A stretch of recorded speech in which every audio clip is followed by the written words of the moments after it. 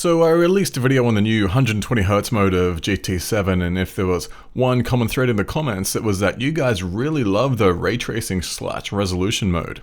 And apparently it's 120Hz and keeps all of the detail of the 60 frames per second mode.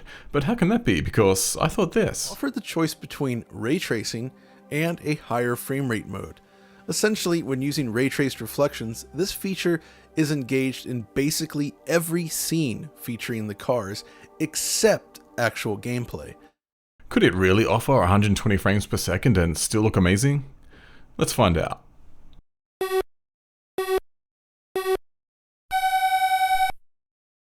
First off, I need to apologize for all of the footage of my TV here. Since 120Hz in 4K requires HDMI 2.1 and nothing can record that yet, I need to resort to filming the TV with my camera. And even then, my camera is set up to make me look like a good little business jerk on Zoom calls. I don't have a great setup for filming our TV, but I gotta work with what I have. So with that in mind, let's introduce the contenders. This is the current gold standard, the 60 frames per second resolution mode. This is the mode with the highest resolution and all of the effects turned up to 11. It's what most people with high-end TVs would be used to playing on, and as you can see, the frame rate is a lock. Except it doesn't quite feel like a lock.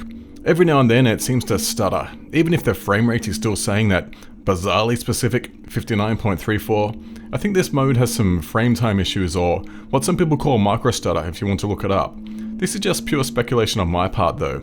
In terms of pure image quality, this is the king. However, if you leave on the resolution mode and select 120Hz, something a lot more interesting than I expected happens.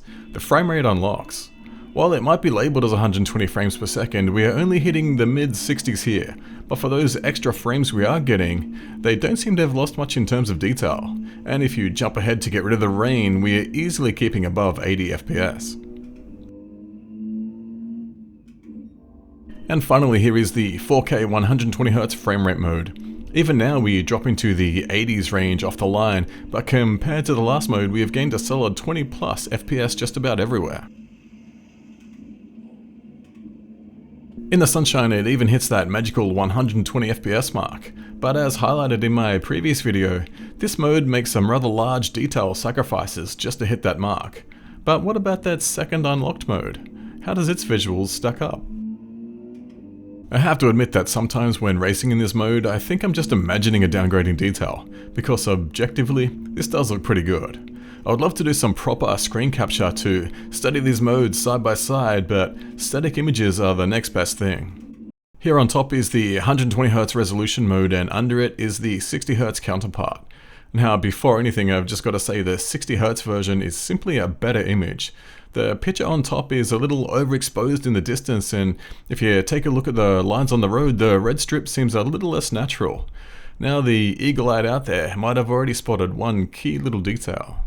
On the top, the PS5 is putting out a 422 signal, where on the bottom it's full RGB. The technical details are beyond the scope of a video like this. Let's just say that RGB beats out 422. But is this alone responsible for everything we're seeing in this image?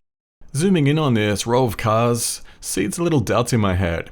The rear windows are clearly reflecting light in the 60Hz, but in the 120Hz version on top, there is no light bouncing off that glass at all. Then there is this reflection off the guard of the Nissan that seems to be facing in the wrong direction, but it's correctly shaded in the 60Hz version.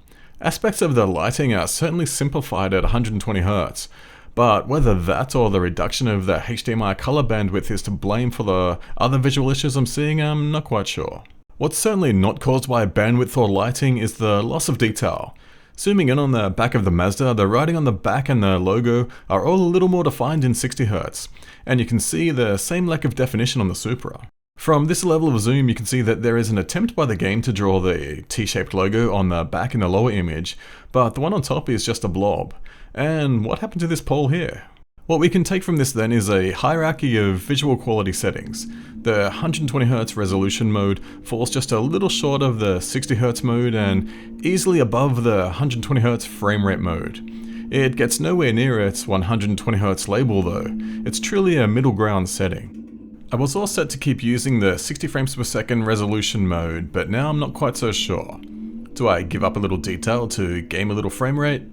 You know, I just might.